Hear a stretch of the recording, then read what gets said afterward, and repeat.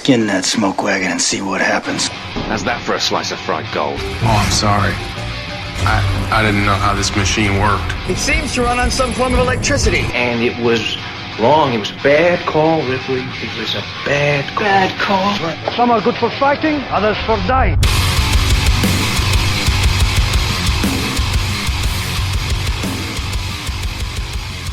It's Just Two Movies. Welcome back to another episode of It's Just Two Movies. My name is Daniel King. This is Just Two Movies where we watch a good movie and then a movie that some people would be like, I don't know, it looks like a bad movie. But it's got something in common. Get ready to go to the Bone Zone. We got J-Bone. Justin's back in the house. What's up, buddy? Hey, not much. Happy to be here. Watched a good movie. Yeah, we sure did. So this one's your pick because we flip-flop them around. So...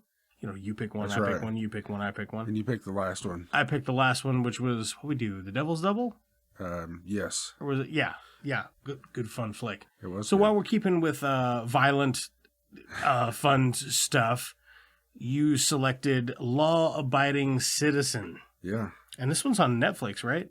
I think I watched this on Netflix? I'm not sure. I actually have it on Blu-ray, so... It's on HBO Max. Okay. I mean, as we are recording this, who knows when it comes out. Right. Yeah, I was wondering where you was going to watch it at. Yeah. Do you just own it? Yeah. Nice. Yeah. It's pretty good. there are a lot of things I liked about it. If you're not familiar with Law Abiding Citizen, I'm going to give you the real quick rundown on the statistics for it, not an actual rundown. It is a R-rated 2009 thriller drama of 1 hour, 49-minute runtime. As I said, currently streaming on HBO Max. It's got a 7.4 out of 10 on IMDb, a weirdly low 26% on Rotten Tomatoes, and a 4.6 out of 5 on IMDb. I'm not seeing the meta here, but, whatever. 87% of Google users like this movie. It was an October 16th release, directed by F. Gary Gray. F. Gary Gray. Box office, $126.7 million. Yeah, made a little bit. Do you happen to have the budget for that? Yeah, it's $50 million. $50 million for the budget? Nice. I'm loving it.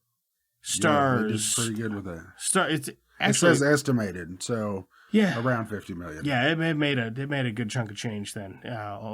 Just short of $100 million. Yeah, dude, I really liked it, and I was surprised about that rating. So whenever I remember seeing the rating before, whenever I wanted to suggest this movie, and I thought, man, 26, that's so bad. Maybe it's not. Maybe I remember it differently, kind of thing. Is that right? Yeah, exactly. So I'm like, well, maybe it ain't as good. So I rewatched it. I'm like, man, I really like this. So that's why I recommended it, and here we are. Yeah, no, I enjoyed it. The stars, old your buddy Jerry, Gerry Butler, Gerard Butler, Jamie Foxx, Leslie Bibb, Regina Hall, who hasn't aged a day in 35 years, Viola Davis, and I like Viola Davis in this also, and Bruce McGill. I mean, there's a couple other people in here, but they're all super short-lived appearances. I would like to mention Michael Kelly. He's only in it for maybe a minute, but I was like, it's that guy. Right. Yeah, there were several times that you'd recognize people. Yeah, it's the guy they go talk to. They're like, I know a shady fucking guy. Let's go talk to him. And it's that guy. And I'm like, hey, there he is. So if you were to tell someone that you know who hasn't seen this, like me, for instance, right, what it's about, spoiler free, just like, what the synopsis of the film is without just reading it off Google. What would you say this is about? It's about Mr. Shelton's family. Mm-hmm. He loses them in a brutal fashion, and then he wants revenge. Yeah, he does. It's a good revenge. Yeah. He's a. You find out much later in the film. I don't know. We'll get through this chronologically, but there's a lot going on though. Right. Yeah. So I don't have every beat of this. I just have some of the backbone. But you eventually find out that Gerry Butler, who lost his family, who wants revenge, is like ex. Yeah, he's. I got a note somewhere. Ex Black Ops fucking. Yeah, I have a note that says about 45 minutes into the movie is when you find that out, and he's basically. Do you have written down what he is? No, I didn't. I wrote. I was like, I was gonna write it down, but I missed half of it. I was like, well, should I rewind it? Let me find it on here. I remember, because I reread my notes, and it says somewhere about, because I was pretty far into the movie. Okay. You're talking to that guy, he's like, oh, he's a tinker. And they're talking to that guy, exactly. and he's like, he's a fucking shit. engine's he's a badass. Yeah, right. He's genius. Like, we would call him when we couldn't figure out how to find a motherfucker to kill him, and he's the man. Yeah, exactly. So you got Gerry Butler. He's gone renegade, baby. So I wrote, around 45 minutes in, you find out he was some super badass spy, and if he wanted you dead, you were dead. That's how, at some point, that's how they described him and who he was. Yeah. Yeah, so that's cool, man. So you got that guy, super badass, ex-military, super killer guy, and he just wants revenge for his family because the judicial system fucked him. Yeah, that's what it's about. Yeah, it's good stuff though. Like this is fun. This is a fun. I watch a lot of movies with action in them. I don't watch a lot of action movies, right? And this is an action movie, and it's great, right? Yeah, I thought it was pretty creative on how he does everything throughout the movie. Yeah. And how he actually, it kind of shows how he does it eventually, Yeah, it's pretty interesting. So we'll do full tilt spoilers here from on out. If you want to watch it, I know some of you guys like to pause it. Wait till you watch the movie and then come back after you've seen it. But I have been told by multiple listeners that it doesn't ruin the movie. Right. Like you can still go watch it instead of just hearing somebody talk casually about it for an hour, which I think is weird. But there is I'd be into it too. I like some other movie podcasts. Right. I think there is things where some spoilers will make it less exciting. Obviously. Right. So if you know what's going to happen, you might take some of it out of it. I think it's because we don't just say it. We're not like, it was the butler. Gerry Butler. Maybe at the end, oh man, that's a good tie-in. I didn't even think about that. It just happened naturally, organically. Yeah. All right, so clearly we've been hanging out for a couple of minutes and we already had a few beers. So one or two. Let's go ahead and dive in. Let's get into this get in this hog. Yeah. We're gonna fuck this pig. Yeah, we'll fuck this pig. We'll fuck this pig. What you want to do is you get a series of ropes and pulleys. Yeah. And you make like a swing. You know what I'm talking about. So it's kind of disturbing how many ways you have to fuck a pig, by the way. That one was off the cuff. It's untested. And the first one about the boots, you work your boots in the mud. That's a joke we used to tell each other in like elementary school. I don't think I'd heard it. But. You know how to fuck a pig. Get your boots way down in the mud. It's terrible. Yeah. So anyway, start of the movie, the guys break into the house. Mm-hmm. Gerry Butler's getting all fucked up. Yeah. They brutally kill the wife, rape her right there in front of him. Yeah. Well, you assume they do, like, he's gonna, and then the kid comes and he's like, oh no, kids love me. Right. And the kid did. All right. And he takes the kid away. Yeah. Okay. First note. That's brutal. What a dumb kid.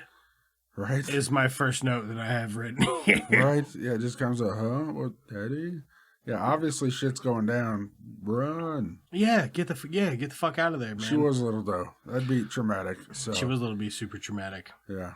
I don't know. Man. That'd be rough. The whole day, I wrote my first note, bat to the face, fucking brutal starting scene. Oh, it is. That was my first notes. It is savage, yeah. So, Jamie Foxx, he's Gerry's butler in this. You know what I'm saying? Like, they get the murder, and Jamie Foxx is like, this is later. Gerry Butler survived. Even though he got the shit stabbed out of him and got the fuck beat out of him, he survived. They caught the guy. Like there's two assailants. Two assailants. One guy was just kind of standing there, and the other guy was the guy. And Darby are their names. Yeah, Darby is the guy that like stabbed and killed his wife and daughter, and maybe raped his wife. Or bad dude. Right. Yeah. Sinister figure. The other dude was bad too, but he was just there, and he's the one that ended up getting the death penalty. Yeah, he takes the fall for it.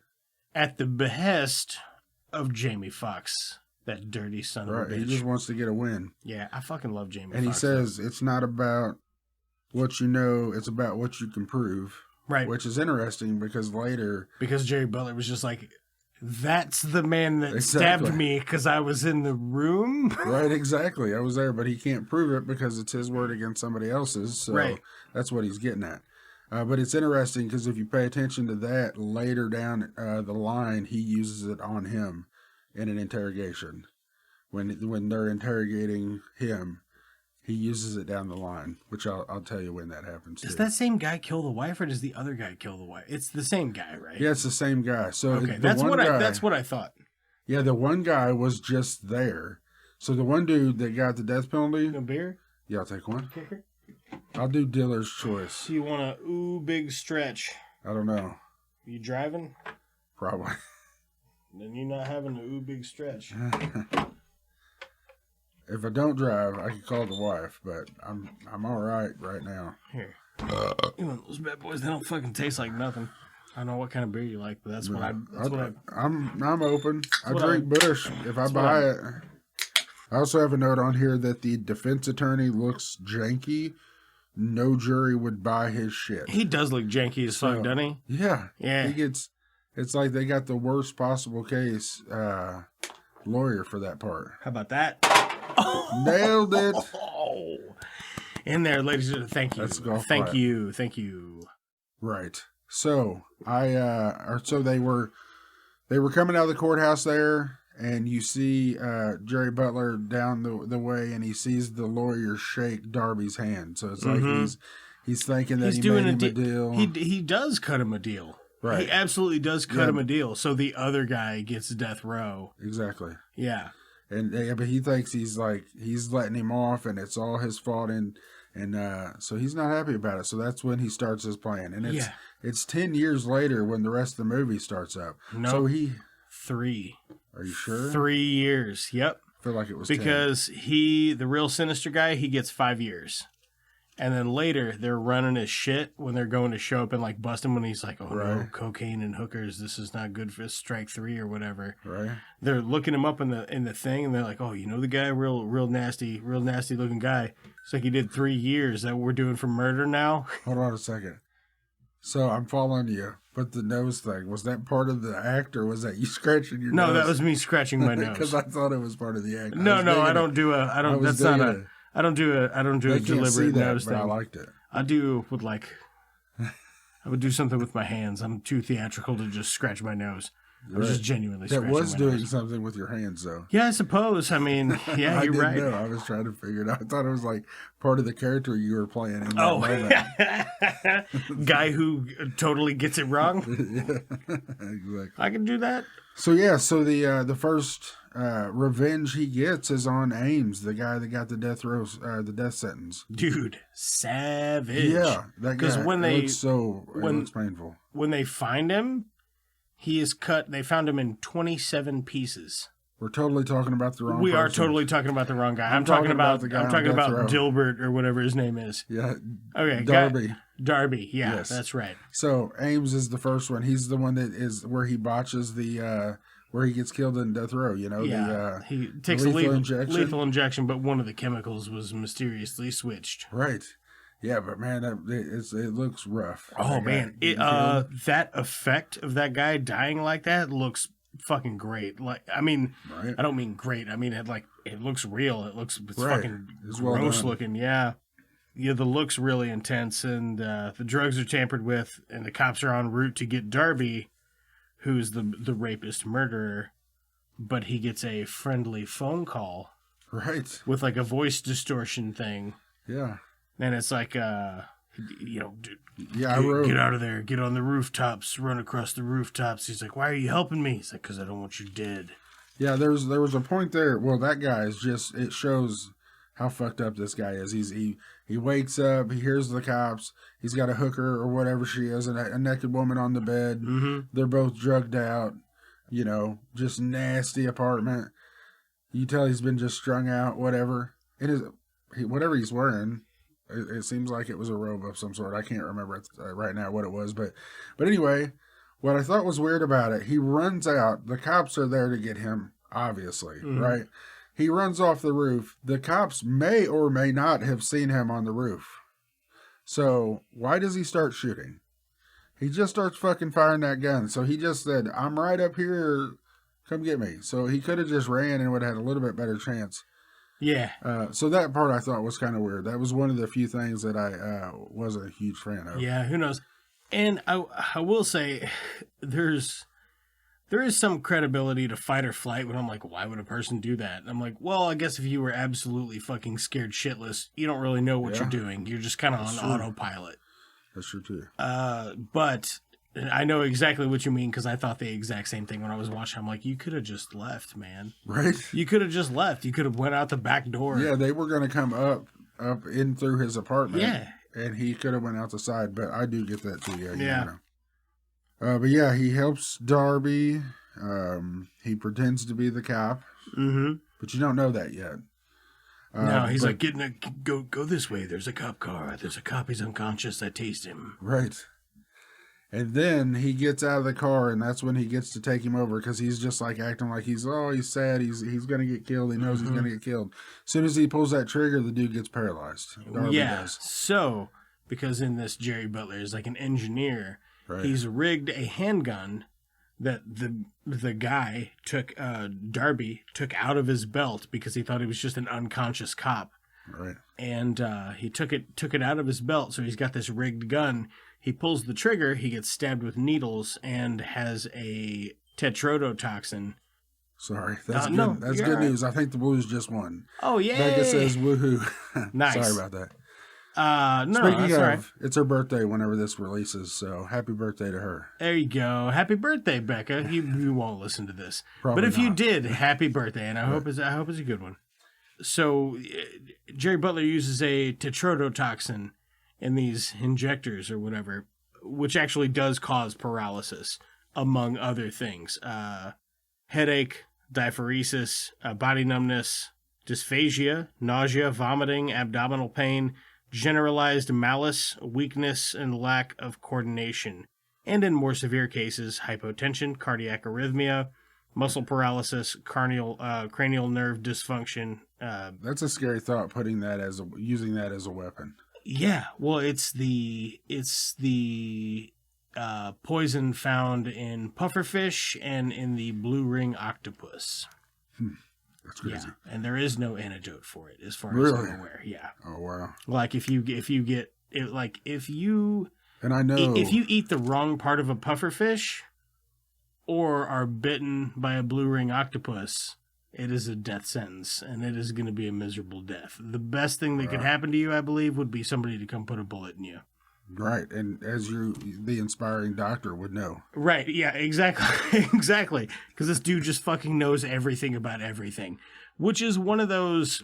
Maybe this went under my radar and I had never seen it because it's a movie that's full of all of the tropes that were in all of the action movies. Right.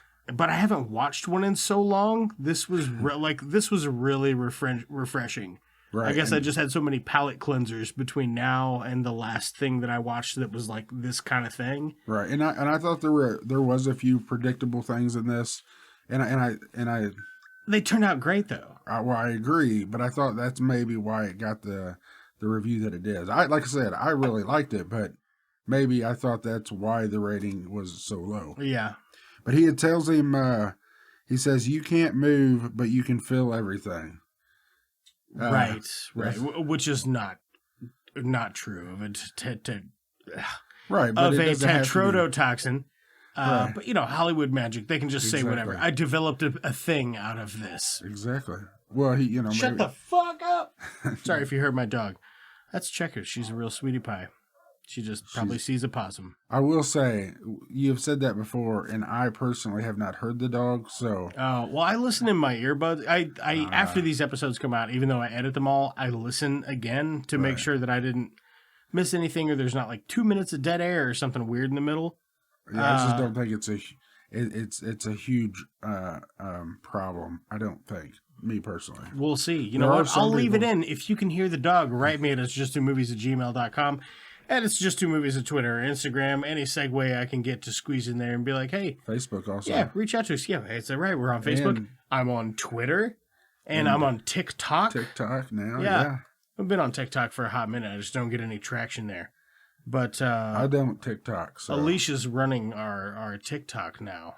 there you go. So Problem solved. we'll see how that works out. I tell you what though, she's paying a whole lot more attention to it than I would. So anyway, shit gets thick for old Gerry Butler, but this movie's got a lovely pace to it.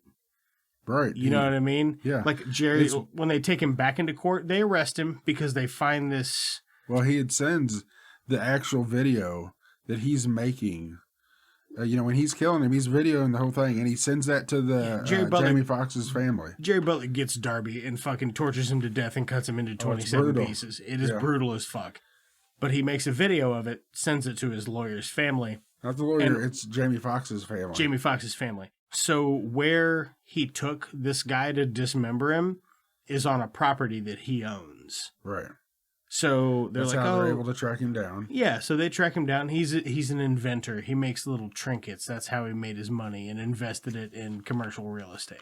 Right, so that's when they come to his house, roughly, and pick him up, right? Dude's butt-ass naked. So I have a note about that, and wondering if he's just doing that so they don't have an excuse to shoot him.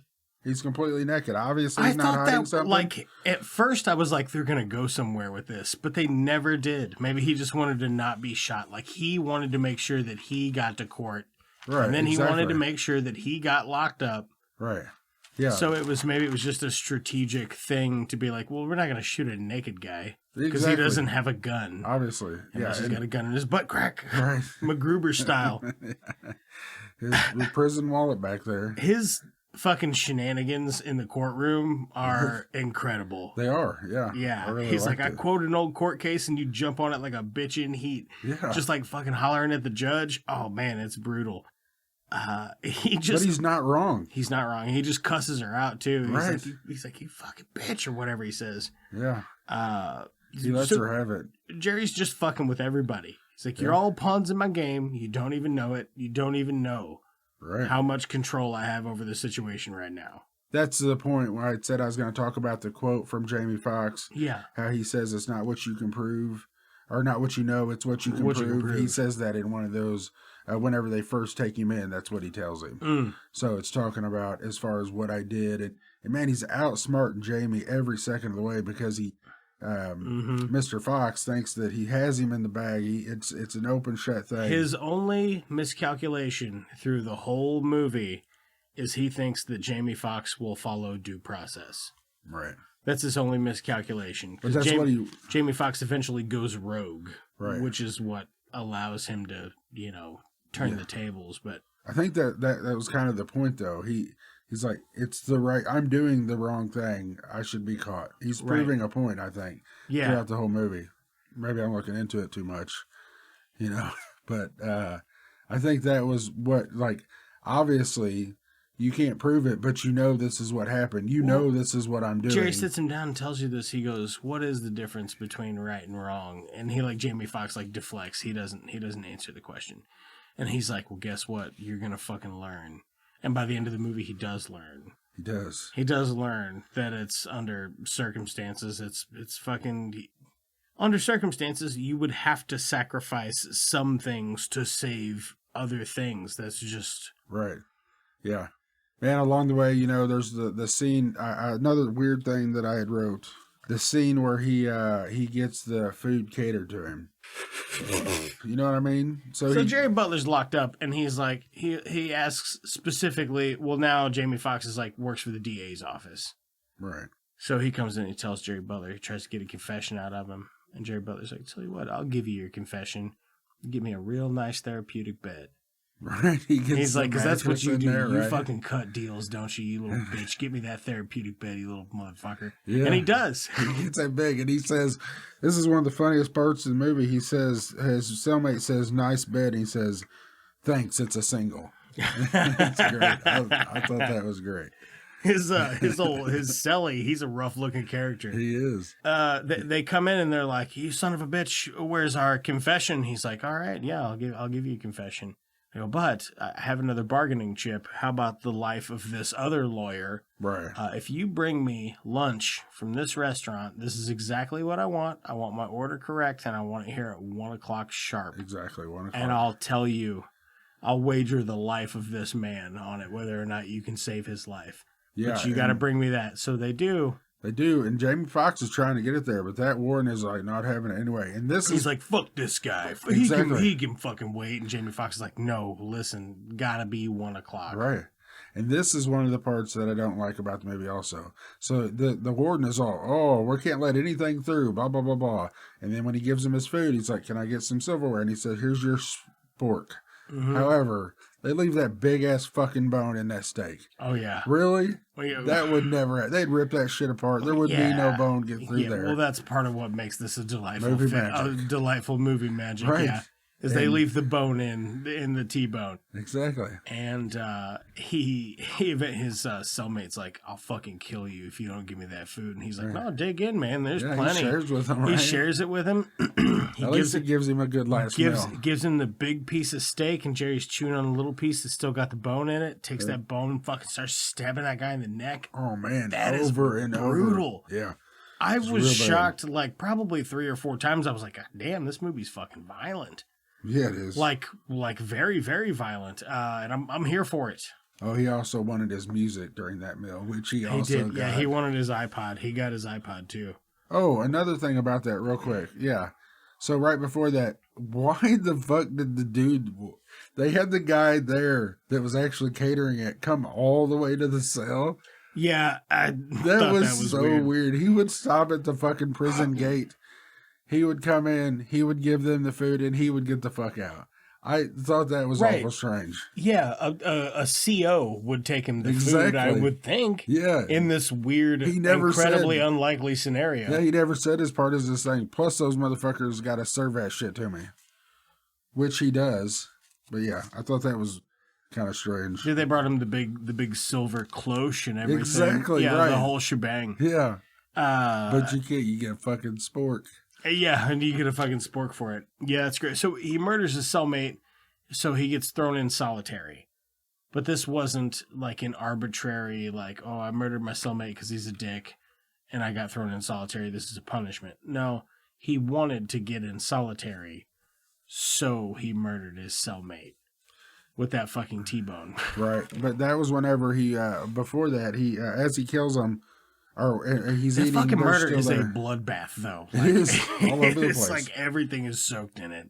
There was something I found. I thought it was kind of funny what he says, because they're talking about he has to have it there at 1 o'clock. There's a reason for 1 o'clock, right? Yeah. The lawyer is hooked up to air, and he's going to run out of air at a certain time.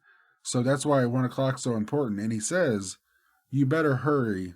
By anybody's clock but the warden, you're already late. Yeah, right. Yeah, I like that. Because the warden's like, it's 1 o'clock. He's like, you better hope it's 1 o'clock. Exactly. And then Jamie Foxx is like, listen, man, I gotta be honest with you, it wasn't 1 o'clock. And he's like, you better get to scooting then. Yeah. Because really like that. He was on like a timed, just a timed set amount of oxygen on release tanks.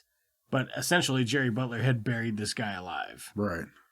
Hey, he's in like he's in some sort of he's not buried, he's buried, there's stuff around him, but he's not very far underground. He's in like a 55-gallon bucket or barrel or something. Yeah. It's bigger than that. I don't know what it is, but yeah, it's like a little metal crate. Right. Like a shipping container, but much smaller. Exactly. And that's when he gets moved to the dungeon, as I call it, because that is some wicked that is some grungy ass looking.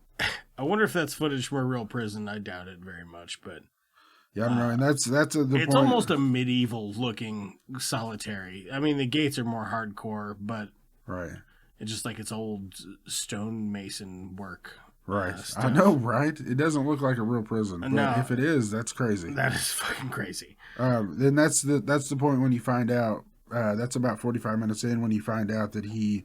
That's the note from earlier when he's a super badass, and if he wanted you dead, you were dead, kind of thing. That's the smartest thing, and one of the biggest things that I don't believe is Gerry Butler already had pre-planned escape tunnels in every single room in solitary confinement. Right. Yeah, and find that out later. And that a prisoner in solitary confinement didn't find it. Didn't hear it. It's like, hey, what the fuck's this noise? Yeah, exactly. That's the most unbelievable part. But knowing if you had service tunnels to whatever cell you might wind up in. Were they already there, though? They probably were already there, right? In the eye of the public and the police, when you are in solitary confinement, you are bulletproof for every murder that happens while you're in solitary. Right. Oh, yeah, for sure. You have to be, right? Yeah, because there you are. This also goes back to part of his property or whatever was under this. So he was able to get to these underground area. So that goes to how much planning he put into everything before he even got into it. But this is the time when the judge gets killed. Do you remember this part? Holy shit, dude. Oh my God. I fucking almost jumped out of my seat, man. I know, it was so unexpected. And she's like, "Oh, I can do She's whatever." like, I can do whatever I want. I'm a judge. Those are the perks of being the judge. And then she opens her fucking Motorola flip phone and it just explodes, like blowing her brains out. Dude, I thought that looked pretty good. It was quick. But I think all of the practical effects and whatever else they're doing in this, I think it all looks good. Right. They had the time. They were all working, trying to figure out what they could figure out. They had it had to be 6 a.m. was when he gave them their next deadline. I'm not even completely sure what it was for. The next one was like, I tell you what. He's like, I'll make you one last deal. You let me out of here by 6 a.m. and drop all charges. Right. And if you don't, I'll kill everybody. Right. So 6 a.m. comes, and then he blows the shit out of all the cars and the that blonde all the lawyers and legal assistants and paralegals and stuff that work with Jamie Foxx. Exactly. At the DA's office. They're all dead. Except for all dead. Jamie Foxx and the other guy, and they're like all dead. It's crazy. Yeah, they all get in their car and it's like set to a timer or a fucking set to a timer via I guess whenever they get in the car and put the key in the ignition, or they said what it was, but I don't recall. So it's not on the movie that they weren't clear about it. I think they did address it. I just forgot to write it down. Right. Yeah, he did. It was right after that. Jamie Foxx was talking about what happened. It's very brief, but it does explain it. But it's cars go boom. Looked really good though. Knew there was going to be a sick explosion in this somewhere. So I have a note here that says gun turret with EMP is crazy. Then and a rocket. So I don't know what the fuck that note's about. Do you? I do, yeah. I'll get there. So all the cars go boom. Yeah. Jamie Foxx goes back to the prison. They have him bring Gerry Butler outside of the prison, which is fucking crazy. Right. And then Jamie Foxx beats the shit out of him. Mm-hmm. And Gerry Butler's like, I'm going to bring this disease system down on your head. It's going to be fucking biblical. And, which I thought was fun. Just a fun bit of dialogue. Like, yeah, say something super hard ass. It's good.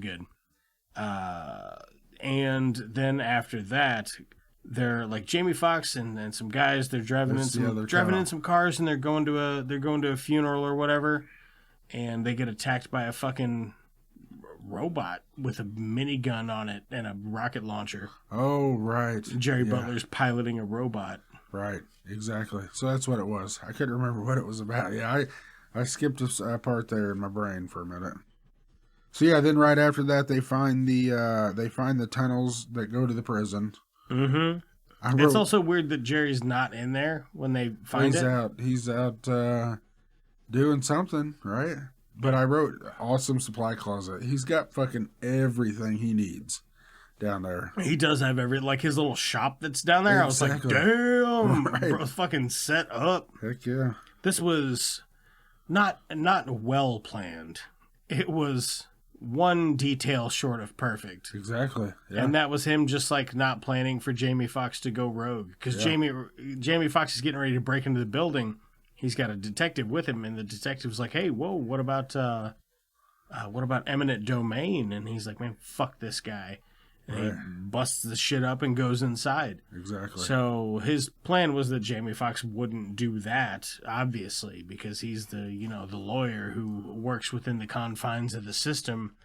And that one character trait gives Jamie Foxx the secret to his success, which is just having an underground tunnel to escape prison whenever he wants, or like probably go down there and like have a beer and watch the game or something, and then go back to his cell. You know what I mean? He's got a lot of shit going on. It's a pretty impressive setup. It is. Yeah, then, he's coming back in. He's coming. He's coming. Gross. He's coming back in his jail cell. He's sneaking back in, and Mr. Fox is in there. He's sitting there, and he starts talking to him, and he says, I wasn't expecting company. That's another good line from old Jerry, I thought. Oh, you're talking about at the very end? Yeah, right, we're there. So yeah. right before this part of the very end, Gerry Butler's like planted a bomb inside a city hall or whatever. Fuck. Damn. He's planted a bomb, and Jamie Foxx, he gets the jump on it. He finds the bomb, and he brings it back to Jerry. Jerry, you don't know what happened to him. Jamie Foxx has got it. He brought it back to Jerry's that's prison right. cell. Yeah. Yeah, and then that's what you're talking about when he got the bomb, he gets back in there, and Jamie Foxx is just in there. I have a note that he brought the bomb in, so I guess I skipped that part. But yeah, and then he wasn't expecting company. He puts the bomb in the cell, and then there's a big-ass explosion, which is pretty cool. Yeah. In that small-ass space, he knows he's done for. Yeah, it's like slow-mo fire going up the walls. It's like a timer going down, yeah. Mm-hmm. Yeah, it looks pretty good. But you know what? Jerry's not in there like, oh no, woe is me. I got the raw end of this deal. He knew it was coming. He taught Jamie Foxx what the fuck was up. Right. Yeah. It cost him his life, but he did it. Yeah. And Jamie Foxx resigns. Right, exactly. Yeah. Yeah, man, I like the movie. I was whenever you told me you hadn't seen it, I really was wanting to do it. So yeah, it's a really good pick, man. I'm glad you picked it. Like I actually had a lot of fun with this. How many? Let's see here. What's a good fun thing from the movie? How many? I didn't put any thought into the thumb rating. I never do. I just do it on the fly. I gotta fucking pee so bad though, and I'm trying not to rush the. I don't want. Let me go pee. I'll think about it while I'm peeing. All right. He's gonna think about some peeing. Oh, feel free to freestyle while I'm peeing. Go nuts. Yeah, I'm not gonna freestyle. I don't freestyle. How's it hanging in there? I can hear you better than I expected. I can't hear the ping over you. That didn't make sense. Heck yeah. That's a good deal. Well, he's still peeing. This is like the episode of, or the movie, Austin Powers, when he's peeing forever after he wakes up. That's Danny in there in the bathroom. He's peeing a lot. 15 minutes later. He's still going in there right now. I think he worked up a sweat in there. Must have been hard work. Why don't you email Danny? It's just 2 movies at gmail.com. Go fuck yourself, Danny. Not really. Don't email that. Do tell him to go fuck himself, though. It's just 2 movies. Having a good time in here, are you? All right. Oh, I didn't think about what kind of thumbs, because, man... I didn't either. I was totally going to, but I was talking about how much you were paying, and I got sidetracked. So. Buddy, look, you would think that I'm fat. This is all bladder. It's all bladder. You look like you've lost about 50 pounds. That is refreshing. Is that your... You're refreshing to hear. All right. How many? What kind of thumbs for the? Man, there's usually such an obvious pick from your movies. Yeah, there's not for this. How many? If your thumb was a bloodbath, how many? Bloodbath thumbs. If your thumb's okay, here we go. If your thumb was a T-bone, a T-bone, not thumb. the steak, just the bone, just T-bone thumb. You got T-bone thumbs, but you have 10 of them. And there is 10 feet. How many T-bone thumbs out of 10 T-bone thumbs would you present for this? There is a few problems with it. It's not the greatest movie ever, but I did like it a lot, so it might be a little high, but I'm going to go a 9.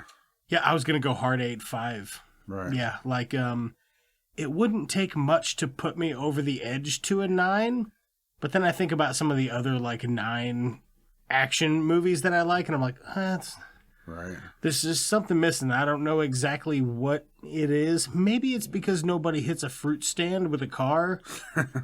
It could be something that, nobody jumps down a laundry chute or a waste chute out of a building that's being remodeled. It had to be 10 years earlier. I guess. I don't know. There's something about it that just is like, it could be heavier, but it is a heavy flick, though. I liked it very, very much. Right. I enjoyed it. So, I really, for months, I have been fishing for a reason to watch the movie we're about to go watch. And this presented a perfect thing. So you've got this guy, he goes rogue. But also, what if he was a cop instead of a special forces fucking whatever he is? Yeah. And then what if he was a maniac? He was a maniac. And then he would be 1988's Maniac Cop, which I've actually never seen. I'm culturally aware that it's out there. I've always wanted to see it, but I never have. It's never been on my radar. I have heard of it because I've been recently purchasing some movies and people have talked about it, but I wasn't familiar with what it was. It looks pretty fun, and I'm excited to see it. So we're gonna go watch Maniac Cop, have a couple more beers, and we will be back with a word from our No, we'll just be back. We'll just be back. There's gonna be a word from our sponsors, which is probably a delightful, fun thing that we've manufactured. It's totally real. Yeah, or it's a totally real product, one or the other. Also, stick around for the special thanks, and then the second half of this show where we will come back and discuss Bad movie. Maniac Cop. Just loose cannon, give me a badge. The end of the workday is growing near, so it's time to grab a Tater's fucking ice cold beer. Tater's beer. Introducing Tater's Classic, the original recipe. Now coming to you in 2 ounces, in 2-ounce 16 packs. Or, if you're extra thirsty, you can order a gross of cases. That's right. At select choice locations. It's a pretty good Pilsner. Yeah, for me, I mean, it reminds me of other beers that I've had that are just light Americanized Pilsner style beers, you know? You'd probably drink it. Like Pillar Light. But I like the subtle hints of gerbil food. I like to make a mixed drink. I can't even say it. It's too fucking stupid, man. I like to... You got it, dude. You got it. I like where you're going. I like to give myself a rim of fish food on my beer glass. And a little bit of fish in the glass, and pour myself a taters in there, and I call that a fish and chips. Tater's Classic Pilsner. At 2 ounces in 16 packs, coming to a store that might be near you. Only in Bradford County. Tater's Classic Pilsner. Sometimes available in Bradford County. And in Wayne County between the hours of 3 p.m. and 7 p.m. Only on weekdays. At select choice locations. And in Reynolds County, only on tap from 2 p.m. while supplies last. Taters. Taters. Taste the tater. Taters. Now brewed with 100% Spud. 100% Spud. Keeping Spud 100. Taters White Boys now on Fountain. Only available at select choice locations within Hayman County. Brief interjection from your program. I just wanted to throw out a couple of special thanks for the folks that make this show possible. Big thanks to Brad Sexton for our jams, Lamplighter Productions for our artwork, Godsized Growing for some musical guest appearances, the Missouri T-Shirt Company, and Dave, who's our YouTube editor. We probably wouldn't even be on that platform were it not for him. If you want to check out anything any of these amazing people are working on, all of their links are in the description for this episode. If you want to contact the show, you can hit us up on Twitter or Instagram at It's Just Two Movies. We've got a Facebook page now, so that's on there. You can always leave us a comment on YouTube, or you can email us at itsjusttwomovies@gmail.com. Okay, yeah, and if you like the show, like, subscribe, leave us a review. That stuff helps tremendously. So anyway, back to the show. We're back, baby. Maniac Cop. Maniac Cop. He's Maniac. He's Maniac Cop. This is a 1988 R-rated horror thriller film, hour 31 runtime. I thought ours was hour 25 or something like that.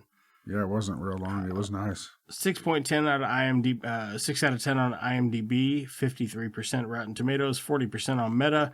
92% of Google users like this. I'm inclined to agree with them. This is pretty good. Release date May 13th, directed by William Lustig. I got a box office here, like $700,000 ish. Really? Yeah.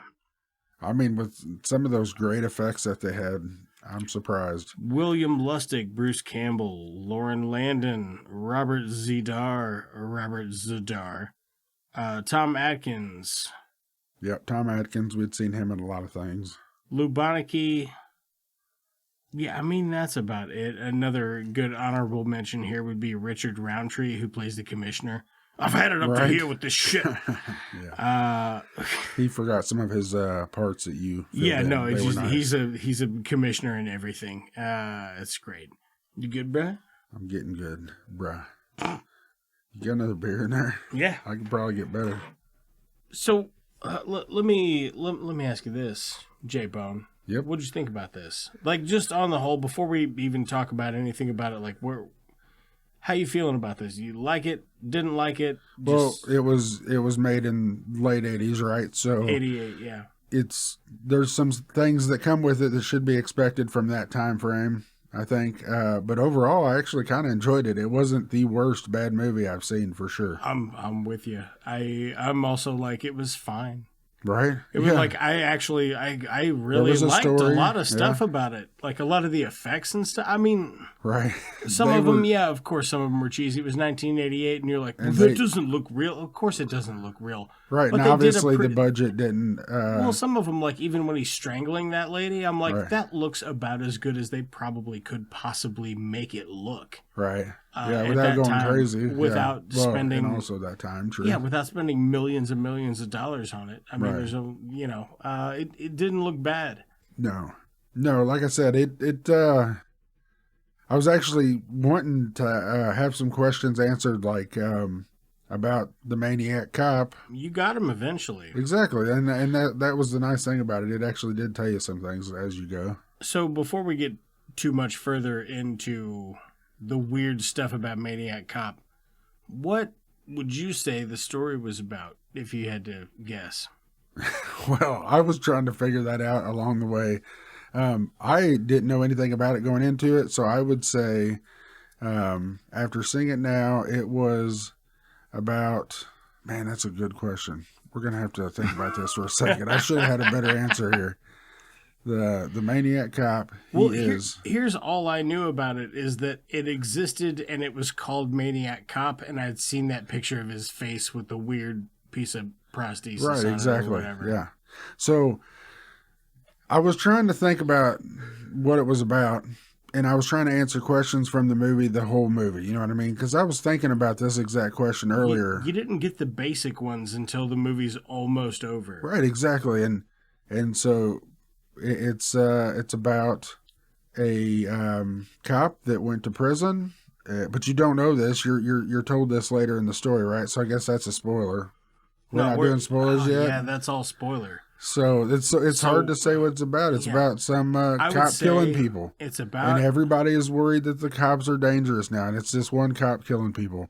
And you learn that one cop, why he's killing people, and his story, which... Yeah, there you go. That's a a story. Spoiler-free. Sorry about that spoiler. I mean... All right, we're about to give you all the goodies. We'll give you all the goodies from Maniac That wasn't a Cop. big spoiler. I mean, it was... No, not at all. I thought that was great. But we're about to spoil it. Yeah, so spoilers. if you're into Maniac Cop, pause here, watch which the you movie. might be, but also I think you could probably listen to us talk about it and still watch it and enjoy it, kind of thing. I would say that if you're into it, you probably already know and you've seen it already, but we just watched it for the first time, so right. There's other people that haven't seen it as well. It's not like, I don't think the most amazing movie as far as being a bad movie, and I don't think it's the worst movie. It was all right. Yeah, that's kind of where I'm at on it for real. Like, the things that I liked about it were mostly the effects. Right. The story wasn't bad, especially for something from '88. It wasn't good either, right? But the acting wasn't bad either. But also, neither of those things were like extraordinary. We're like, oh my god, look at how good this is. Exactly. Yeah, the commissioner missed so many lines. Yeah, I wonder if this was part of a like, ooh, that's one of those slasher films kind of thing, or if it was a he did have that. If it was a like, if they like, did this bring in people when it came out? I don't know. Yeah, that's a good question. Like, I wonder what the level of, like, on today's scale. You didn't go see it in the movie theater? If Marvel releases a new movie, maybe I did, maybe I didn't. If Marvel releases a new movie, there's going to be people that go to see it. Lots of people. There's going to be lots of people that go to see it. Are they going to make their money back? I don't know, because they spend a lot of money on them. Oh, they make their money back. Come on. They do. It's ridiculous. Merchandising alone. Come on, get out of here. But the point being, where was this marketed on that scale? You know what I mean? Like, there's a movie I cannot fucking wait to see, and it's not even in theaters anywhere around here at this point. It's called Everything Everywhere All at Once. Okay. And looks incredible. I can't wait to watch it, but it's not on anywhere. I've not even heard of it. I don't have a clue. Well, it's like, because I follow a bunch of because we're doing a movie podcast. I'm like, I'll learn more about movies. I'm just a guy that likes movies. I'm not a professional critic. I did not go to film school. None of that shit. I just am a dude that likes movies. Right. So I follow movies stuff because I'm like, I'll do a podcast about it. It'll be a good time. That's not surprising at all. Yeah, I hang out with my buddies. That's the vibe here. Don't even fucking worry about it. Or do and write us at itsjusttwomovies@gmail.com, on Twitter, Instagram at itsjusttwomovies. We're also on Facebook and Twitter, I guess. The TikTok. And TikTok. We're on TikTok. Alicia's doing the TikToks. I'm loving it. It's just two movies. It's just two movies, baby. Just two movies. Just two dudes hanging out talking about two movies. Let's talk some more about Robert Z'Dar. So what do you think about the sheer size of this motherfucker as a Michael Myers-esque type of guy? That's no joke. He literally was standing so far away. The dude is massive, though. He's fucking humongous. He's a monster. Let me see how big he is, actually. Yeah, I wonder if how much of that was movie magic, or if he's really just that big. I think he's a big fucking dude. Right. Speaking of big fucking dudes, my kids have been all in on Andre the Giant lately. They've been watching YouTube videos of Andre the Giant, and Camden was asking questions like if he was dead and how he died. I'm like, that dude was so fucking big, he had a heart attack, I'm sure.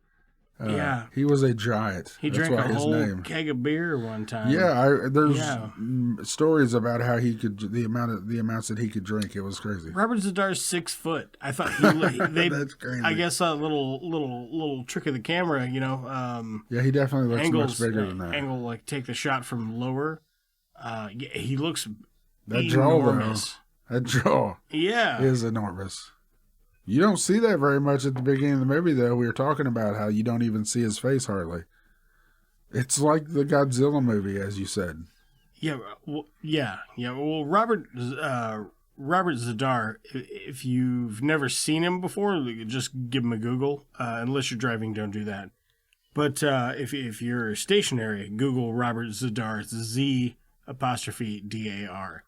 Robert Z'Dar suffered from a genetic disorder called cherubism.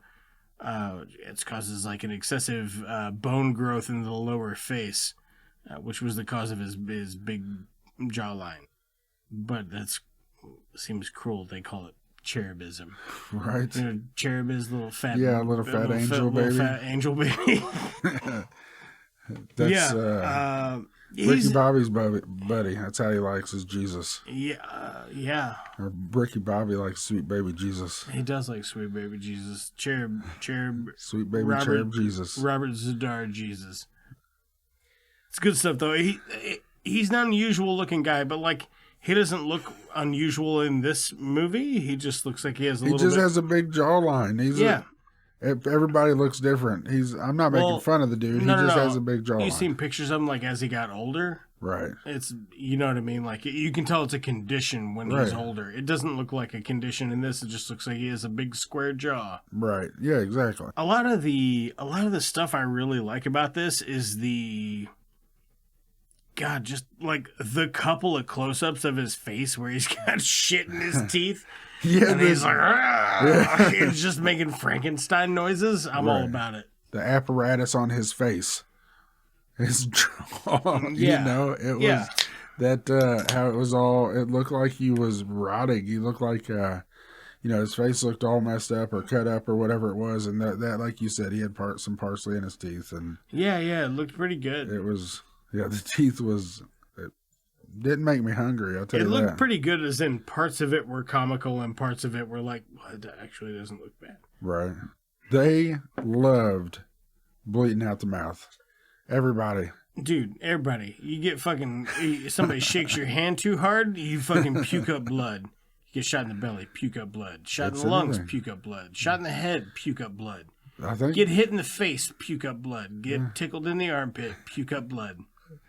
For everything. Like, everybody who gets hit in any facet in this movie gets a close-up in their face and they fucking... There's also some where they're swinging in the prison or whatever it is. They got blood coming out of their mouth too. You don't even see it happen, I don't think. But you see the leftovers, they got blood on their mouth. Oh, yeah. Everybody's bleeding out their mouth. They love it. They thought that's what happened with everything. Everybody just has an ulcer. Right. In this movie, maybe. Maybe this is like an alternate dimension. What? Okay, so this is the MCCU, the Maniac Cop Cinematic Universe. Yes. Where I like it. I'm into that. Where you fucking puke up blood. Okay, so I think my favorite part of this whole movie might be right up at the top. He's like, that girl's leaving that bar, and she's like, I'll take my chances with the muggers. And she's walking out, and she's strutting her stuff. And then the muggers show up, and that guy grabs her by the ankle, and she's like, "Whoa!" Right. It's a whole thing. She could have easily broken that dude's arm, but the guys jump out and they're with like, "Give very us your little money!" effort. And she gets away, and she's running off. Yeah, she kicks him, and you think he's going to break out the glass, right? And then he just bounces off, and then she runs off, like you said, but.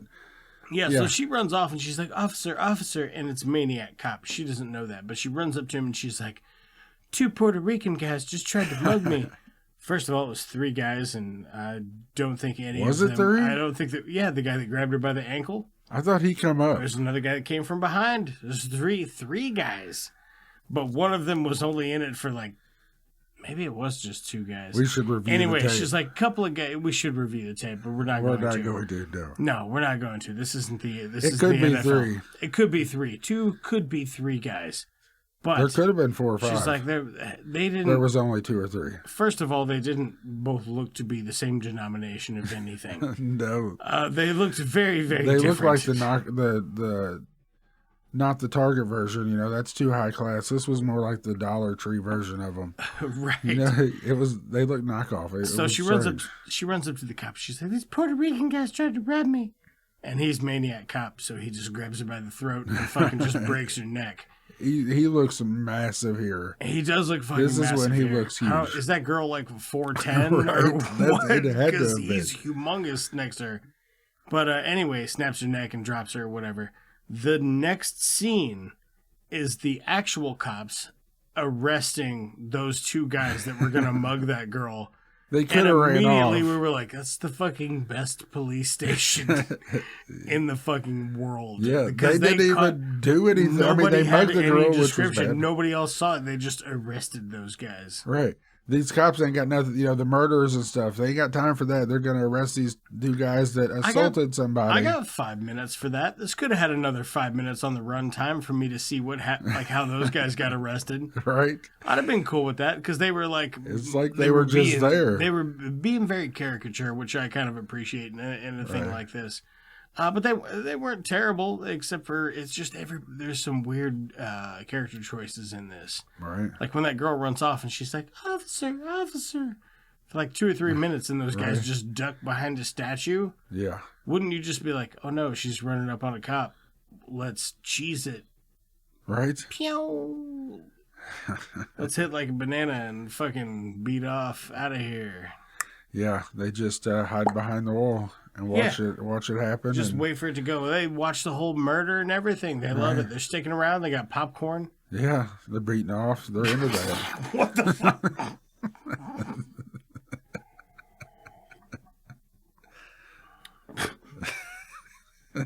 There's a joke. They're not really doing There's that. a throwback joke in there somewhere. It could be like something about a fuck film, but I don't remember what movie it was from. You get the boots down in the mud. Oh yeah. It's not that. You just wiggle your boots down in the mud. So that's the bit I fucking love though. Is they're just arresting those guys and be like, how? Yeah, they're super impressive. But yeah, just gloss by it. That's a pretty major pivotal point. You're one eyewitness to the first. Right. So this guy, he's kind of going on a rampage. He's just killing innocent people. Yeah, innocent people. That's the part that didn't. I don't know what I thought the movie was going into it.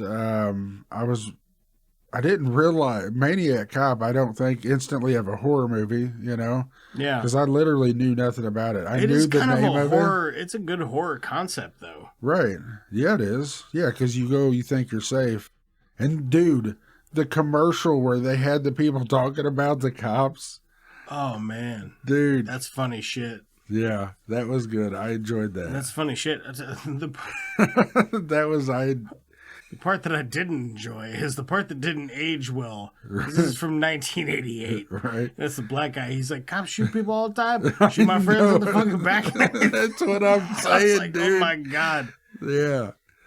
No, it did not fucking age well because we're still doing it. Oh, that's bad. Yeah. You probably shouldn't be laughing about that. It's not a laughing matter. No, it is funny. It's funny to observe it and be like, holy shit, in this weird fucking pop culture movie. Right.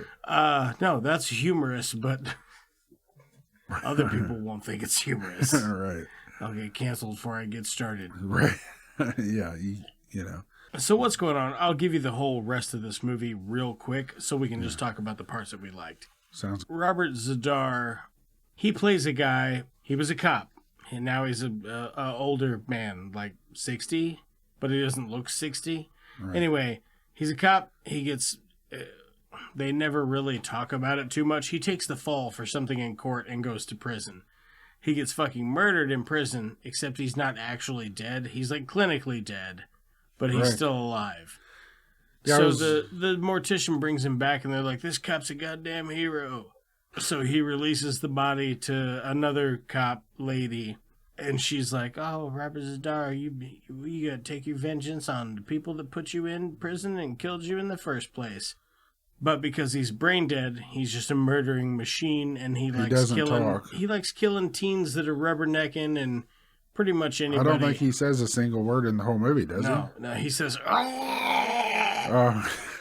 he does say that. At the end, he does, but that's not a. He's driving a paddy wagon off a dock. Wagon. It is a paddy wagon. He's driving a paddy wagon off a dock into the ocean, and he fucking takes a mast or a pole or something, goes straight through his chest. Right.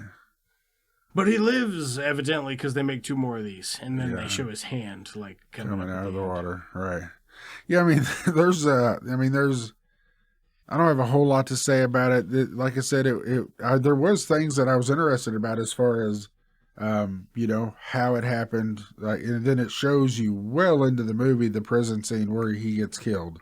Oh, yeah. And it looks like he's dead, dude. That sheet was so covered in blood. It was soaked, baby. Just completely. And then he got all cut up. It was pretty, that scene where he cut his face and that, Oh, yeah. That was pretty interesting. There was one weird thing in this movie where for the first half of the movie, maybe it wasn't the first half, but it felt like it. It felt like Tom Akins was the star of this movie. Oh, wow. But as it went on, or about halfway through, it shifted, and all of a sudden Bruce Campbell is the main character. Yeah. Well, they were probably the top 2, but yeah. Yeah, you're right. There was one scene with Bruce Campbell in the first 30 minutes. Yeah, and you don't even see him right off the bat. You see him, but you don't see his face. And I'm like, that doesn't sound like him, but it certainly was. Yeah, there's a lot of them deliberately not showing you the face. Right. And as we were going on, I was like, I've seen pictures, and I'm like, the Maniac cop face doesn't look bad. Why not? It's so brief. Parts You of don't it see it very much. The bit of connective skin between like his cheek and his nose not doing it for me. Right. But the rest of the look is fine. Right. Like in my opinion. Yeah. I think that goes back to the especially for the day. Right. The budget that they had, like you said, it wasn't very much at all. So it wasn't even $1 million. You said, right? I got the box office, not the budget. I don't know what the budget is. I thought you said. No, it's like it's bad. less than $700,000 in the box office. Okay. But my point being, what was my point? So what I'm saying is the face didn't look terrible, but they deliberately crop it out. Right. Yeah. And barely show it to you at all until the end of the movie. And I guess it had been so long since I've seen something in this vein that I was not used to that trope. Right. And you said, you were like, well, yeah, it helps build the suspense. Yeah. And I was like, you're right. It is kind of torturous. Right. Yeah. You know what I mean? Well, it's like, I think, what's his name? It's like Hitchcock said, torture your audience as much as possible, or something to that Right. effect. Going back to them, that type of stuff, a lot of that was, you don't see all the kills happening. You don't see all that. It's the suspense from all of that happening. And back then, today's day and age, you got to see everything. They can still do it properly like that. They just do it so rarely. Right, exactly. They give you the back payoff then. the whole That's what they did. I love a big monster, though. That's the Right. thing. That's the thing that drives me nuts is when you have like a big monster movie, Right. and they barely ever show you the big monster. It's humongous. How would they not see it? Right. How can I not Yeah. see more of it? I agree with that. The That's- size of a skyscraper. Yeah, you're talking about two different things. So the suspense on that is a little ridiculous. You should This have is just a tall man. right, and he's not even that tall. Not even that tall. He's a bit taller. Yeah, he's shorter than I am. So Yeah, that's true. You big bastard. I'm not. Sorry. I'm not. I seen that movie. I ain't that big. Well, I'm not that tall. Yeah, in that movie. they make him look fucking massive. I don't know how they do it, but they make him look like humongous. Right. Altogether, it wasn't terrible. I didn't love it. I didn't hate it. So Robert Zadar somehow perfectly frames Bruce Campbell for the murder of his wife because he's right. But the dude, he's cheating on his wife with another cop lady, who's his sidekick for the rest of the movie. His wife gets murdered. But he's brain dead and can't talk. He's So that maniac. was kind of strange. Because he's a maniac, man. Yeah, but how guess. did he have any that? Yeah. And then at know. the end, he knows to get in the paddy wagon as Bruce Campbell gets in the back. Speaking of, whenever he's just flying And he around can in drive. the back He's of like, that he'll thing. never function. He'll never function as a normal human. Right. He's just driving a box truck. Yeah. And yeah, he has perfect timing. He knows when to get into the box truck, and it's crazy. It's fun. It's a fun thing. Yeah. I think you and I probably have a lot to talk about as far as like the what you watching portion goes. Possibly. So let's go ahead and how many prison shank thumbs? Prison? Okay. No, let's go Billy's. How many Billy thumbs? Knife clubs or just Billy clubs? So Maniac Cop, he's got a Billy club, but if he twists the handle, it's a knife that comes out. It's like the pins that you used to have that were a pen, a writing utensil, but then you twist it and it's a hidden knife. So how many of a certain thumb would I rate this? What was the thumb that we just said? You said it was rotten teeth thumbs. Oh yeah, how many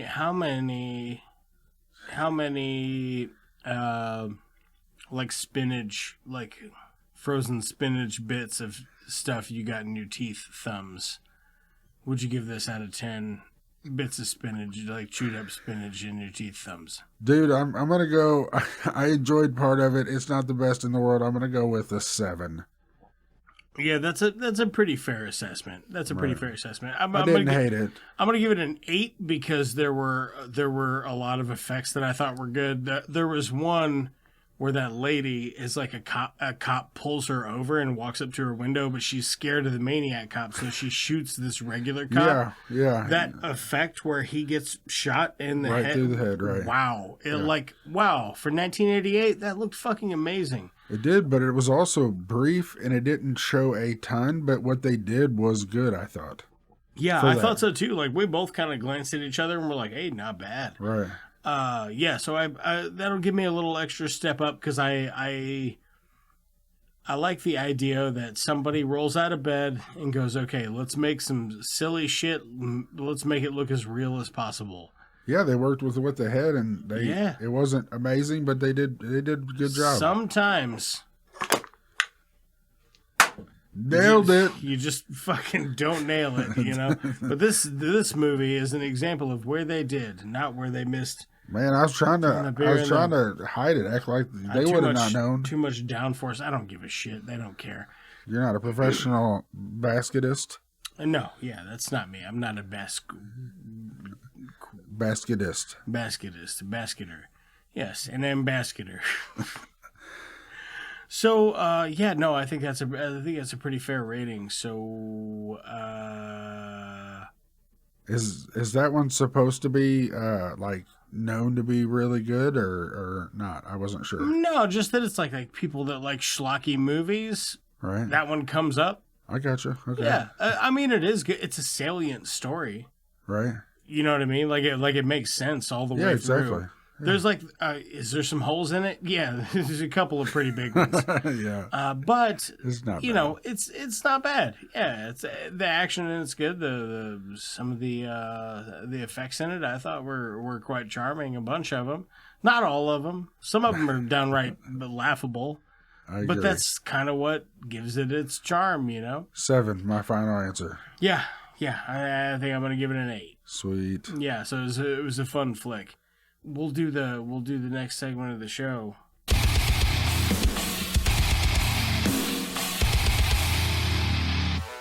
Hey, what you watching? What you been watching, man? Or reading or whatever. The segment that we do. Yeah, it's what's been going on. Yeah. What are you into? Yeah. You've been watching. You've been listening to. I got some stuff. I just gotta find the page. Give me some thinking here. No, you take your time. Take your time. Find your page. I got an actual notebook here. I take this shit serious, bro. That's good. So what you got? So, there's a new game out on Game Pass, which I love, by the way. I think Game Pass. You're talking about Xbox Game Pass? Yeah, okay. For Xbox, yeah. You get all kinds of free games you can check out on there. They come out with a new one here recently called Weird West. I've been checking that out. I haven't got real far into it yet. Mm-hmm. And I've been, looking for all the hidden stuff, all the... Yeah, you told me about this. I looked up some images and stuff. I like the art style. Yeah, and the gameplay itself I like. It's kind of like a twin stick shooter a little bit. It's but it's not that fast paced. That's not that type of game, but that's kind of the controls that you use. Okay. But I really been getting into that. I like it. It's you have your something real bad happens at the beginning to your family, and then you are you're an ex bounty hunter. Yes, I couldn't remember what that was called. You're an ex bounty hunter, and you decide to go dig your shit out of the barn and go back to work, I guess. And it's a woman character, and you go from there. And I haven't got real far. Like I said, I've been looking around finding, because you can dig stuff up. You see the mounds, and you can go dig up special stuff and get weapons and get gold and different items that you would need along your way. But it's really neat. A buddy of mine's been playing it too, and he's gotten a lot farther than I have, and so he was telling me a few things. I'm like, motherfucker, I don't want to hear. Yeah. I don't want to hear no spoilers. You can tell me some stuff, but I don't want you to spoil this because I'm actually really enjoying the game. That's good, man. That's good. I played some of Immortals: Phoenix Rising. Right. That's a pretty good fun time. Yeah. Yeah. I'm familiar with that game, but I haven't checked it out yet. Yeah, it's got a very brisk pace to it, and it really reminds me of the Fable franchise. Right. Like as far as like the humor and the animation and stuff, like just the way, the look and feel of it. Yeah. Reminds me of that. Did you ever play those? Yeah, the Fable games. Heck yeah. Yeah. I remember. I think we've actually had this conversation before on the show. Not you and I, though. So. You have. Yeah. Oh. You and Birdman. Oh, okay. Because I heard it before. Oh, okay. I knew that, but not everybody maybe had heard that part. But yeah, I've been playing. I haven't played that game yet. It's not really on my radar to play, but man, there's so many damn games you can play. Oh yeah. Well, I almost bought a game yesterday. It was called like Chicken Cop. Yeah. Chicken Cop, paint it red, or something. Chicken Cop on the town, or something like that. Yeah. And it was just a story-based, like point and click, pick your reaction kind of thing. But it was like it's like a noir, so it's black and white. Everybody has the body of a human being, but the head of an animal. Yeah. You're just a chicken cop. Yeah. It sounds fun, man. That sounds like my kind of jam. Yeah, some interesting story there, I'm sure. It did look good as far as the art and whatever goes on it. It looked pretty good, I thought. Yeah, I'm curious to see. That cat, man.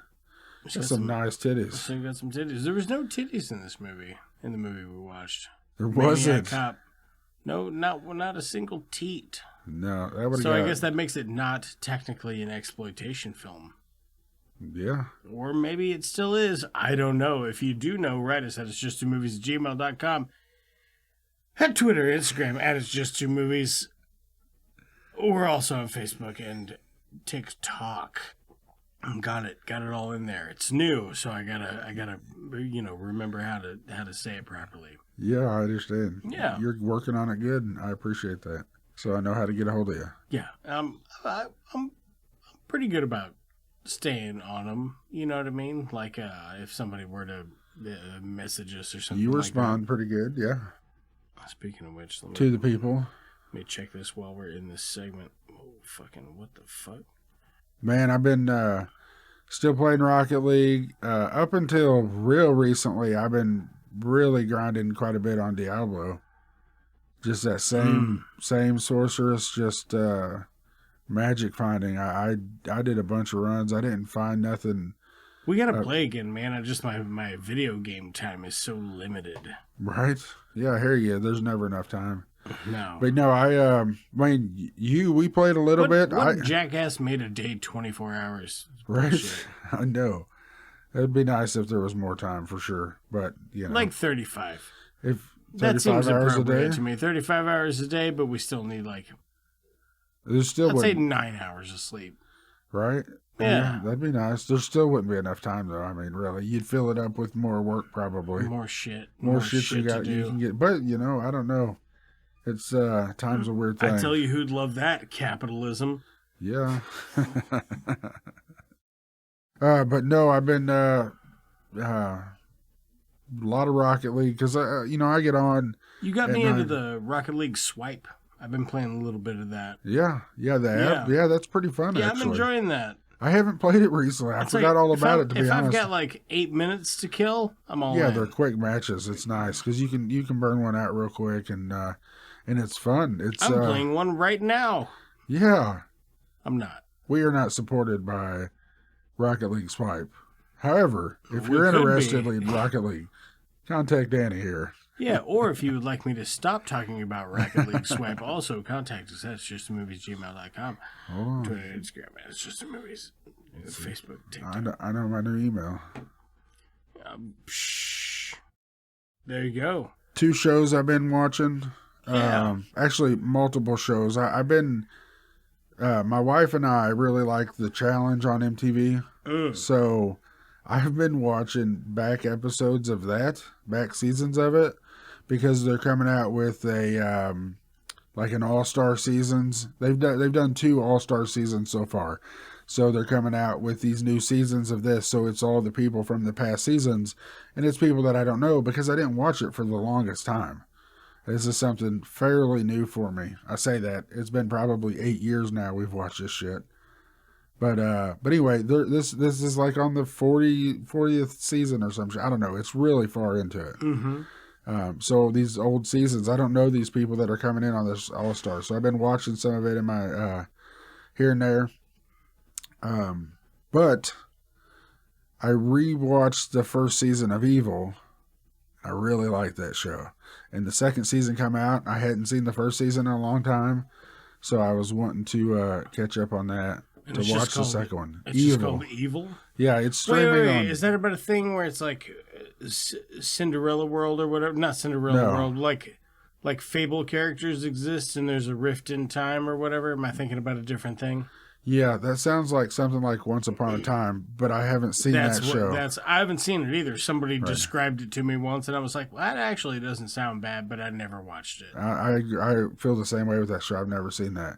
No, this is Evil. It's the first episode. I don't want to go crazy with spoilers on a TV show, you know, but the first episode is a psychiatrist or whatever she is, and she's testifying in court, and she's saying that this guy, this and this is why he killed this person or these people or whatever it was. Yeah. I don't even remember the exact details, obviously. But anyway, she then this guy from the church is there, and he's like, well, maybe it was possession. And then so it's about the church and possession, and so it's kind of, it has a horror kind of thing to it. So I've really been enjoying that, though. Evil. Nice. And it's streaming on one of the, probably Paramount Plus. Well, I tell you what I've been up to.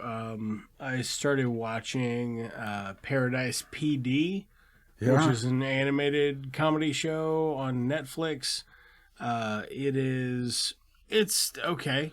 Right. The reason that I wanted to watch it is because I thought the animation looked familiar, and then I looked into it, and it's the same people that made Brickleberry. Right. So Brickleberry was the show that also had Daniel Tosh as a voice actor, and I think, if I'm not mistaken, when it premiered, it came out right after Tosh.0. So I think people were really expecting the Daniel Tosh show, and that's not what it is at all. Right. He's just a voice actor for one character in a cast of vastly more interesting characters. Right. He's actually one of the more basic characters with not much to him. Right. And I thought, after the first 5 or 6 episodes of Brickleberry, because you have to go through and meet the cast, essentially, you know what I mean? Oh, yeah. So with an animation sitcom, that's the big challenge, is can you get people to watch episode 7 or, whatever it is. Right. Because that's when things really start to kick off with the comedy. They kind of hit their groove. And I think it's a very, very funny show. Right. So I watched Paradise PD because it's from the same people. It's a different animal for sure.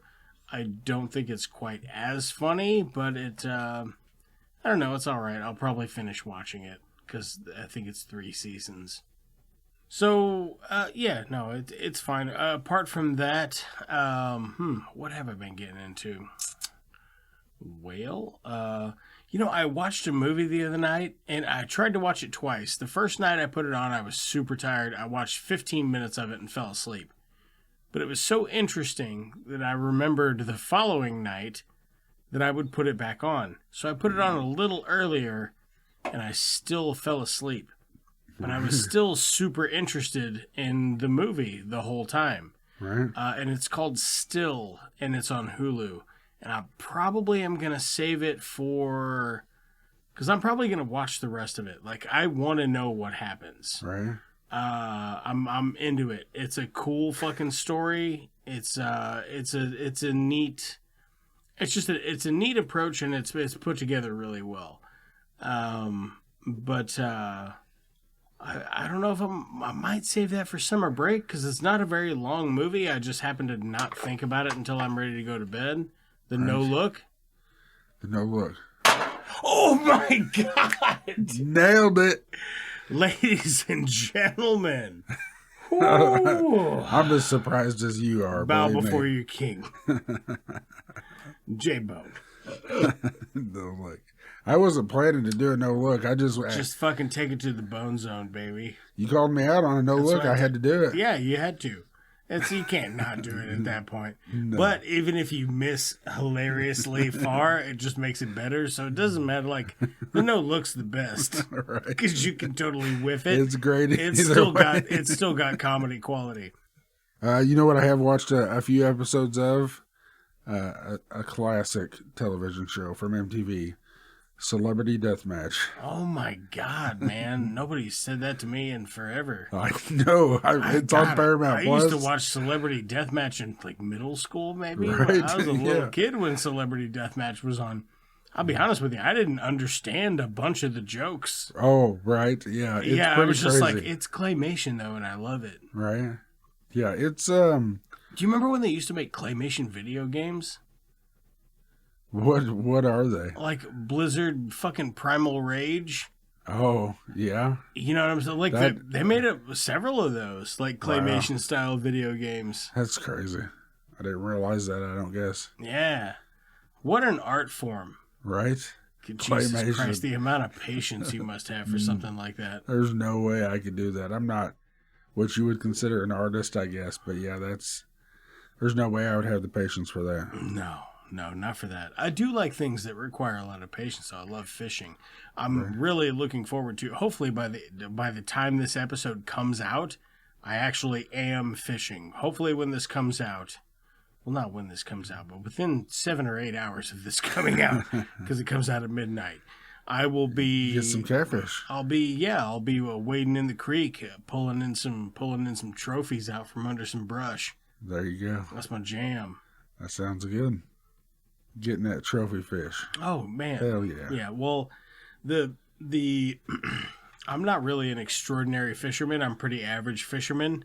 The difference between me and Joe Blow fisherman is I will walk 4 miles through the woods. That's crazy. I do not give a shit. Oh yeah. Because I want that sweet, pristine, untouched, you know what I mean? Like that's my jam. Nobody's there. That's just you. Strategically hit it and just be one with old Hit sweet it and Mother quit Nature. it. You don't want to stay there. You got to hit it and No, quit it. you got to hit it and quit it. You got to bob and weave. You got to float like butterfly, sting like treble hook. Yeah, that's what you got to do. I'm So- not a fisherman myself, by the way, but Yeah, you ever want to go? I don't know. I got a buddy Probably since my kids have been saying I they got a wanna buddy go, that was so, like, I got a buddy that was like 23, and he's like, I've never been fishing. right? He's like, I went fishing like 2 or 3 times. I never caught a fish. And I was like, no, fuck that. Let's go right now. Right? I took him to a spot and we caught like 14 Wow. in no time. And he's like, this is actually pretty fun. And I was Right. like, yeah, man, if you're catching fish and you know where to go, it's a fucking good time. I could see that. I fished some as a kid. Never did do it a whole ton though. Me and Jackson go all the time. It takes a whole day, but we meet up in Potosi at like 6 o'clock in the morning. Yeah.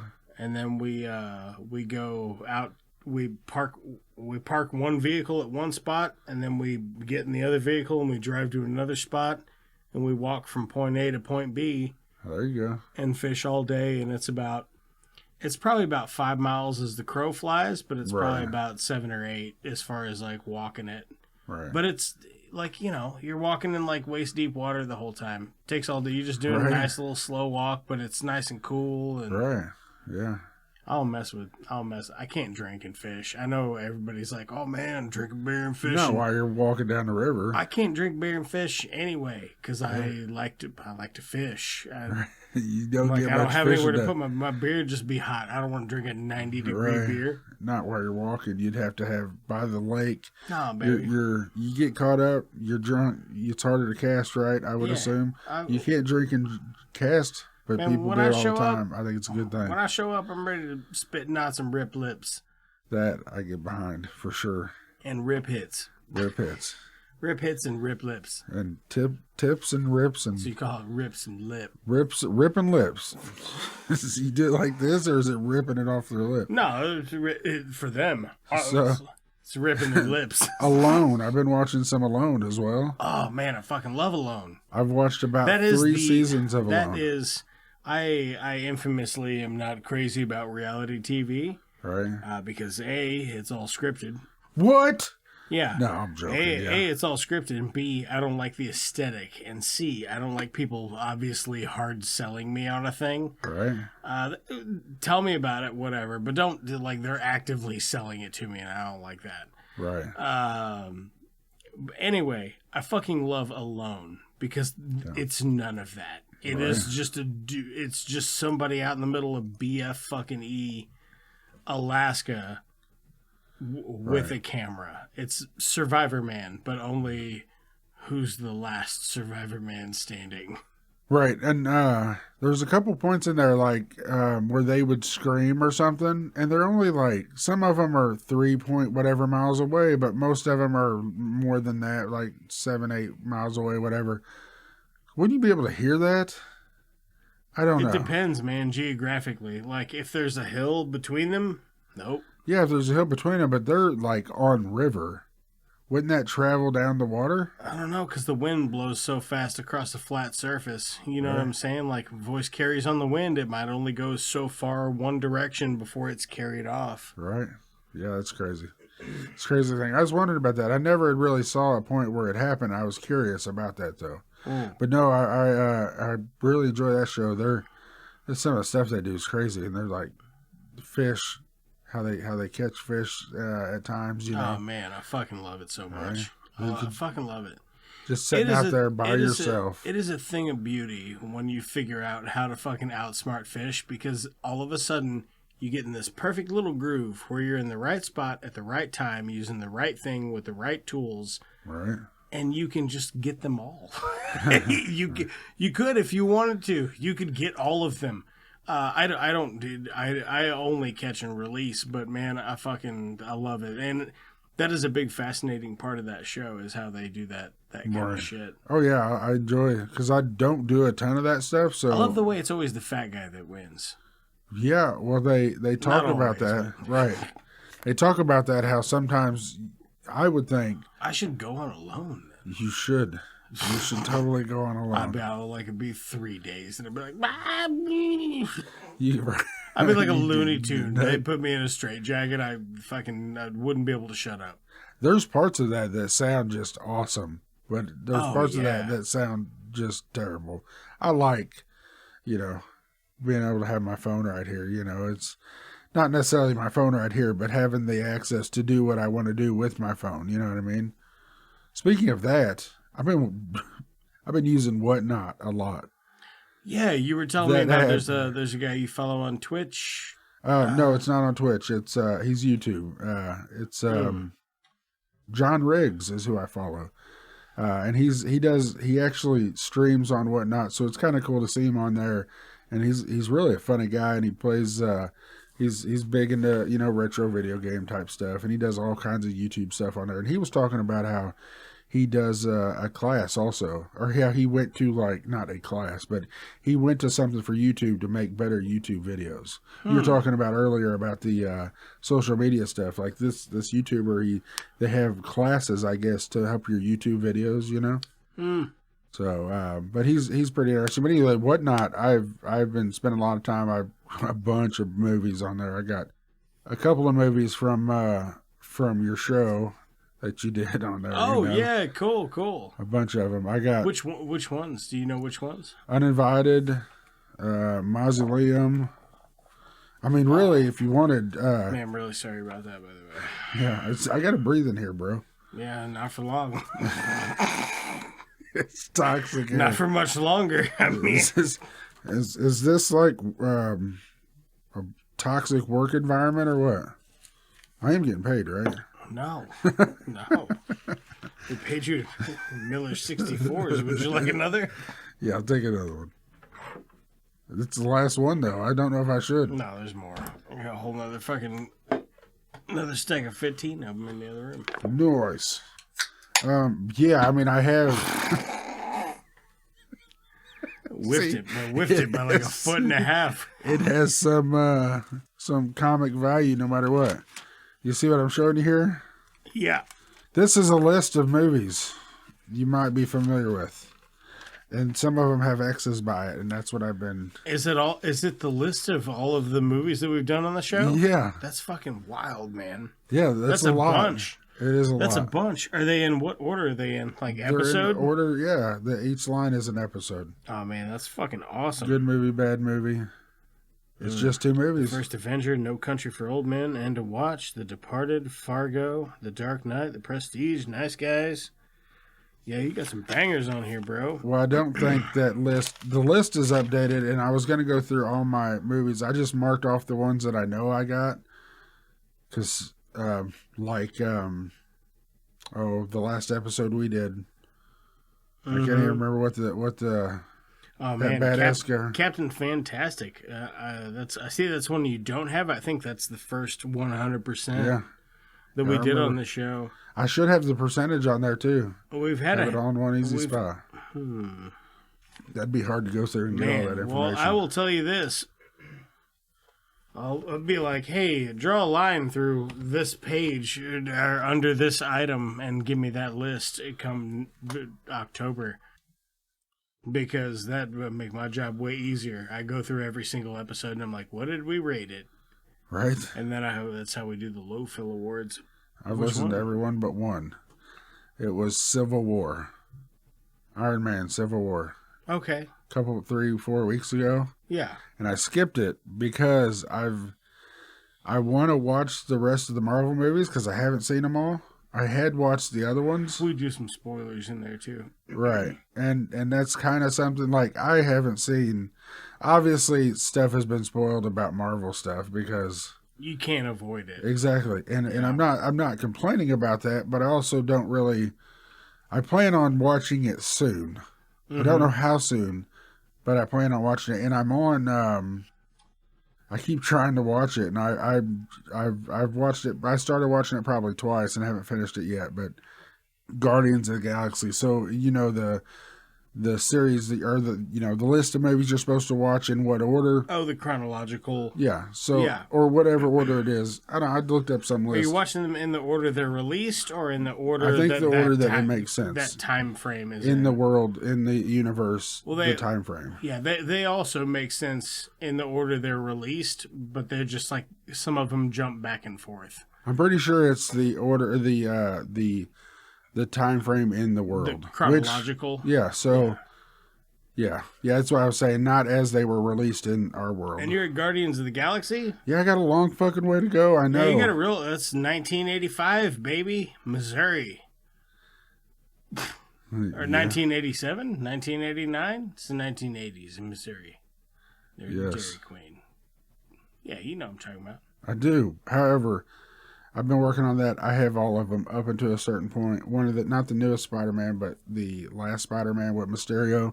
I have every Marvel movie up until that point, and there's been some new ones, but I've been buying all this other stuff. So Yeah, I was a little disappointed with the Black Widow movie. Not that much. I mean, it's still a good movie. I just was hoping it would be more epic than it was. I guess. Shang-Chi's good. yeah, like I said, And then the newest Spider-Man movie is good. we went to the theater for that, so that was the kids, man. Ian, Camden, they both sit through that. They enjoyed it. Good. Which is saying a lot for my 5-year-old. Yeah, right. Yeah, with ADHD to sit through a movie. He did great. He loved it. Good, yes. But what's not to love about Spider-Man? And Why now, is he so universally lovable? That's a good question. What I is don't it know. about Peter Parker that makes him so universally lovable? I don't know. Oh, as we sit here and record this, the episode we just did about Into the Spider-Verse hasn't come out yet. Is that one you've seen? No, I haven't actually seen that, and I've heard great things about it. I don't know why I Yeah, haven't. probably from me, because I won't shut the fuck up about it. Right, not just you, but yes, you Yeah, also. top of your list. Right? Put up there next. Get all the kids, pop some popcorn, sit them down, and be like, hey, shut the fuck up. Right. Put it on. They won't say a word. Dude, I got movies in my collection now, like Spider-Man 2 and 3 or The Amazing. No, I didn't realize for the longest time how many different Spider-Mans there were. But anyway, The Amazing Spider-Man 2 or 3, or maybe it is, no, I think it was Spider-Man 3. My son has watched that movie for whatever reason a bunch of times. He loves it, huh? He does, and I don't know why it's that one, but It's he's the all worst in on one. that one. I don't know. It's the worst one. Is it? I don't know. But he loves that, and it ain't that movie that he loves more than the rest of it. He just hasn't seen them. The one where it's got Topher Grace from that '70s show. Dude, I'm not that familiar with him. He plays Venom. He's like Venom at the end of it. I'm still going to go with. I'm not very familiar with him. Okay, fair enough. It is Spider-Man 3, is what it says. So all right. It's not the Amazing Spider-Man. Is it Tobey Maguire? Yes. Okay, yeah, that's the one. Spider-Man 3. That's the one then. Right. See, like I said, I haven't watched all those movies. I've seen these as we grow up, but they were Spider-Verse, it would blow his fucking mind. Right? Yeah, if he likes 3 right now, just imagine. It's so good, dude. It's so good. Yeah. Just the aesthetic of it. Like watching it open, you're like, fuck, I'm all in. Right? That's awesome. Yeah, it's visual crack. That's awesome. But anyway, speaking of crack, you guys aren't going to start sucking each other's dicks, are you? Let's all that phone talk for a one-eyed Batman. Can I make a suggestion that doesn't involve violence? Or is this the wrong crowd? Maybe we should call in a bomb threat to Houston. I think it's free beer night at the Astrodome. The Jedi, Bob, we don't fight with guns, we fight with our mind. Cousin, businesses are booming. That is one big pile of shit. Jog on.